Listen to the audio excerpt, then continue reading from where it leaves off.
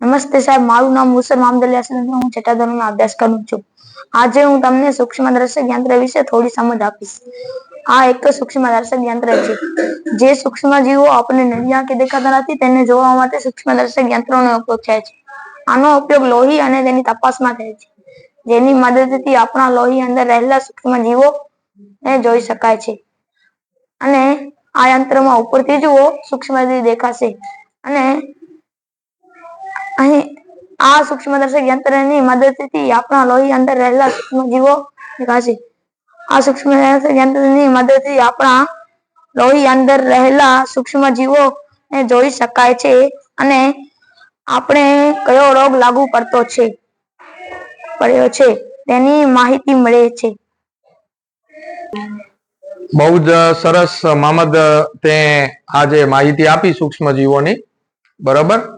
અને આ સૂક્ષ્મદર્શક યંત્ર વિદ્યાર્થી મિત્રો નો ઉપયોગ ક્યાં કને આવે છે? તો કે આ સૂક્ષ્મદર્શક યંત્રનો ઉપયોગ આપણે સૂક્ષ્મજીવો જોવા માટે, જે 8મા ધોરણમાં પાઠ છે, બીજો પાઠ સૂક્ષ્મજીવો, એમાં આનો ઉપયોગ આપણે કરી શકીએ. તો આ છોકરાએ ખૂબ સરસ મામદને તૈયાર કર્યો, બરાબર. પેલા તને લાગતું હતું હું કેમ બોલીશ, હે?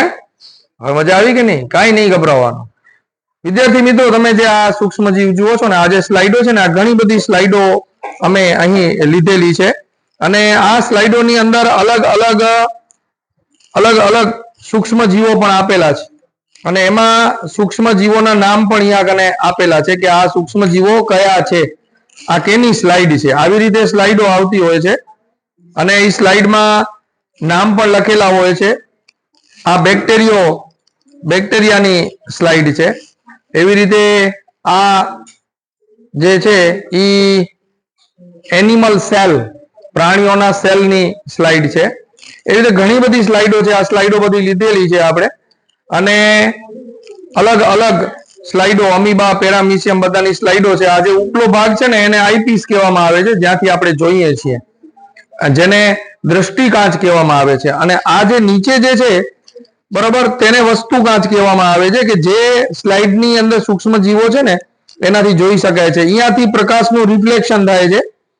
અહીંયાથી પ્રકાશનું રિફ્લેક્શન, પ્રકાશ અહીંયાથી આમ ઉપર આવે સ્લાઇડમાંથી અને અહીંયાથી આપણે આમ કરી અને ઉપર આપણે જોઈ શકીએ છીએ. અને આની અંદરથી આમ આપણે દ્રષ્ટિ કરીએ તો આપણને જે સૂક્ષ્મજીવો છે, જે સૂક્ષ્મ વસ્તુ છે, તે આપણે આને સૂક્ષ્મદર્શક યંત્રની મદદથી જોઈ શકીએ. બહુ સરસ મહેનત કરી છે બંને જણાવો તમે. ખૂબ ખૂબ અભિનંદન, આભાર.